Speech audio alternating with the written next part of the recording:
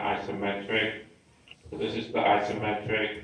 That's the top view, front view, and right side view. In order to do this, you need to go to make a part file first. So I'm going to do file new. I'm going to do a standard IPT and create one. So I'm not going to do that one that you saw, that 3D model that you saw. I'm going to do that the one that you just saw was Optic 1. What you have to do for my class, I'm asking you to do shape 3, shape 5, shape 6. My class. All right, so Bixby also, 3, 5, and 6. And then I'm asking you to do both of these. I think Mr. Bixby wants you to do both or one. Both. All right, so he wants you to do both of them. So in total, you're gonna have 3, 5, and 6. And then these two, Optic 1 and 2, that's 5 multi-views. So what I have to do now is I have to create this shape. I'm gonna do shape 6, but it's like a little bit difficult, but not too hard. I'm gonna do shape 6, and I need to know what the overall size is.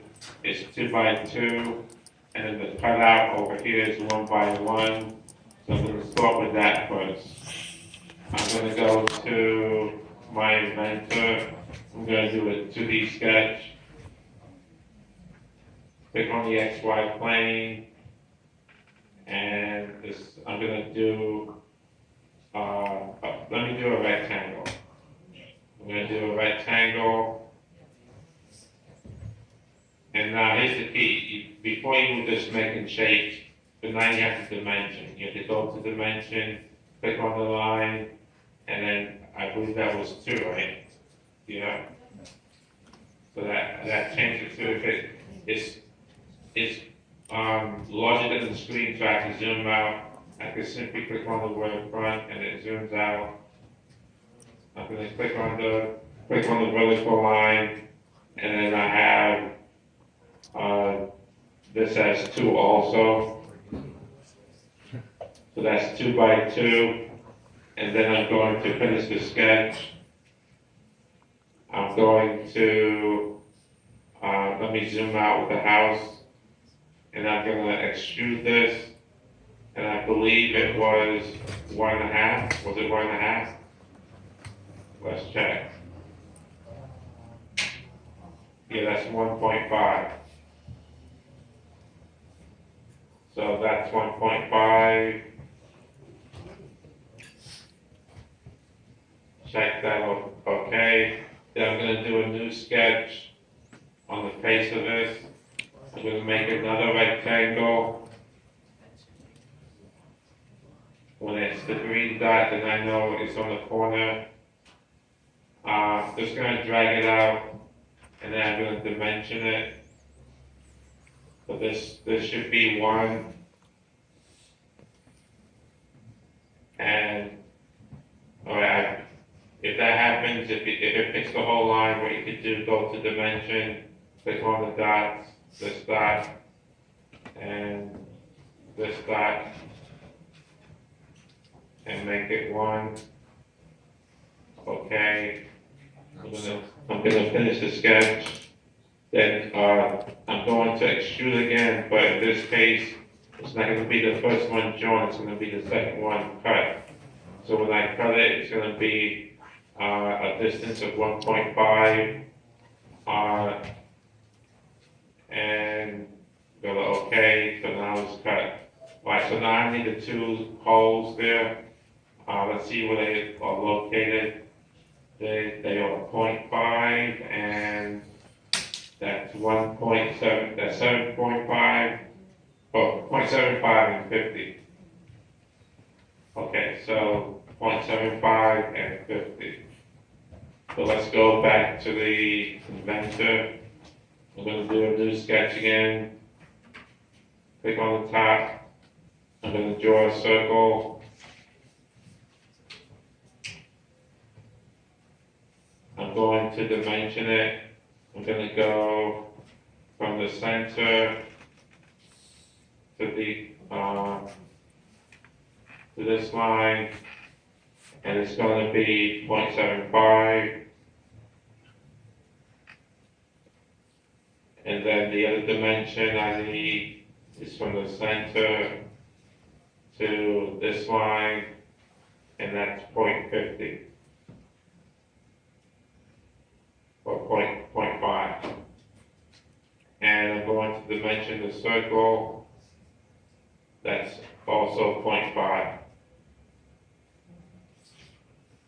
Once again, I'm going to finish the sketch, go to extrude, I'm going to go to the circle, I'm going to cut it.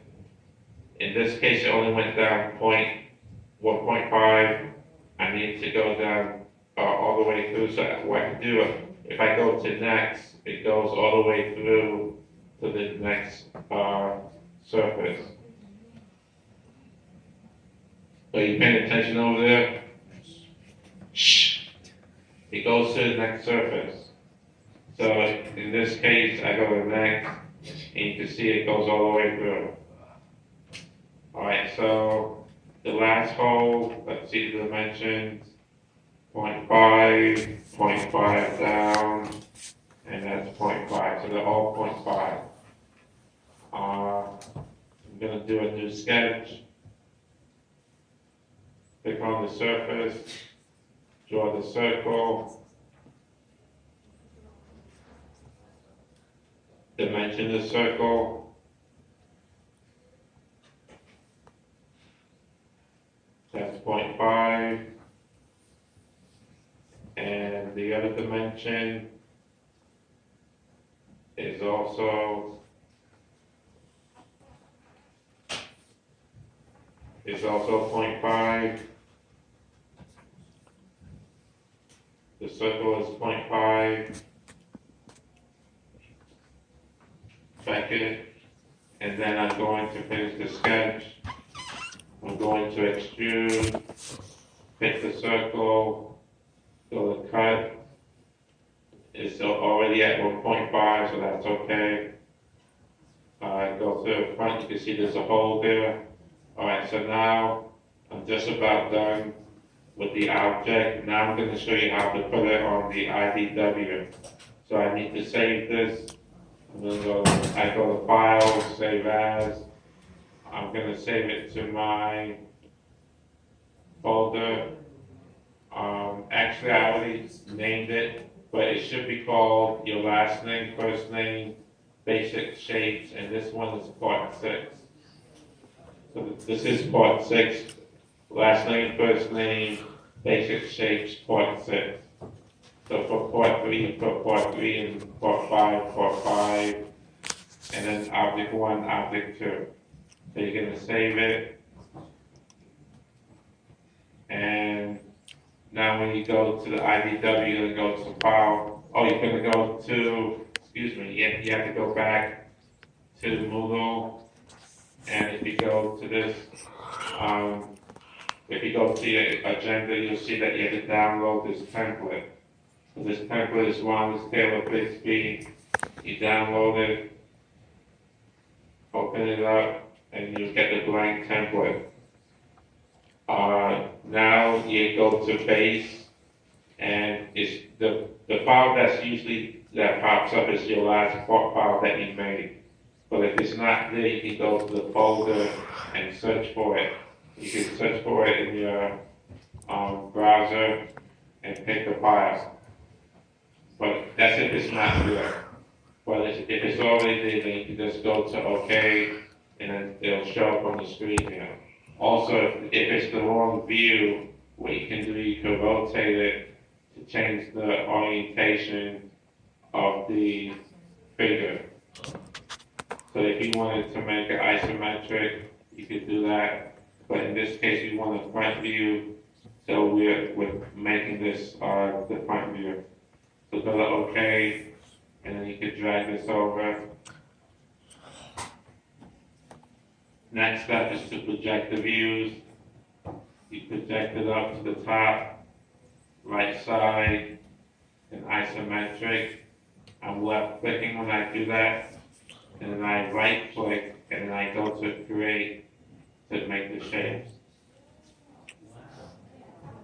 Okay, Should have edited the yeah, I'm going to, all right. Okay, guys. All right, so I'm almost done. It's about 5 more minutes, I'll be done. Go to annotate. Annotate. When you go to annotate, you're gonna add the center lines. The center line bisector. Go over here to the center line and then click on the circle and it'll make the center lines for you. Also, you need to add the center lines between the hidden lines. So click on the two hidden lines and it makes the center line bisector for you. So I just click on the two hidden lines and it makes the center line bisector. Alright, so we also need to show you how to edit the title box.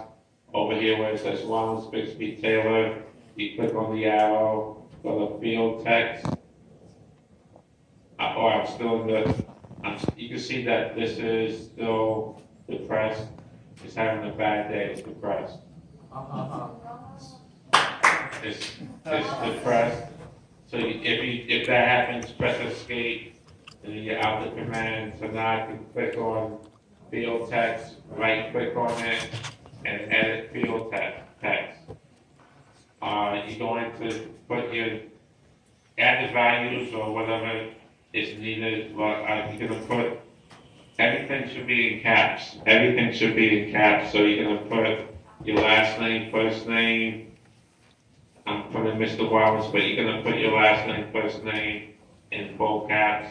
The creation date, the scale should be 1:1. For one of the other projects, I think it was number three, you had to make the scale 1:2. This is gonna be sheet 1 of, I believe this is gonna be sheet 3 of 5. But it's the third one out of the 5. So We're gonna have 5 sheets, so that's the first one, that's the first one, so it's 1 of 5. Right, so, well, this one is number 6. I know, the number doesn't matter. Right, so like number 3 on the handout is actually number 1 of 5, and then number 5 on the handout is 2 of 5, and 6 is 3 of 5, and then shape objects 1 and 2 is 4 of 5 and 5 of 5. When you can edit the check by also. You're gonna delete the other teachers and put your teacher, my class, put my name. For the title, I'll show you that later. You have to use tags. Class and period. What class is that over there? 20. It's 12. Your class is 12. Mine is 14, so it's section 14. All right. So I think mine is 12, and the period is 3 and 4. So you put 3 and 4. And, okay, so that's what you do. For the title, you go to text up. For the title, you go to text up here where the A is, and then you click on title. Once again, it has to be all caps. And you put basic shapes. And this is number 6. All right, so last I'm going to show you, I need to show you how to, all right, once again I have to escape to get out of the command. And then if you hover over this isometric, you see the red outline, then you right click. When you right click, you go to edit view. And then over here, you can go to shaded to make it shaded. And go to OK. So these over here, if you hover over it and edit view, you should make sure that this is selected so that you'll have your hidden line shown up. Alright, so last I'm going to show you is dimensioning. So basically, you follow the rules of dimensioning. It's better to pick the endpoints here so that you have a gap in between the object and the extension line. So I'm picking the endpoints first and then dragging it up. Once again, the smallest dimension goes closer to the object. In this, and then when you do the dimension for the circles, you could click on the center lines. Okay, do I need any more dimensions? What do I need now? I'm missing dimensions. I think I need this one. What else do I need? The height. We're done dimensions. I need the height, so I'll put the height for this one. And then the height for this. And the height for this one. Any more dimensions I need? You good? All right, the depth of the circle. You good, Owen? Yeah, I mean the depth of the circle, yeah. And I need the total depth also. And don't forget to dimension the actual side of the circle too.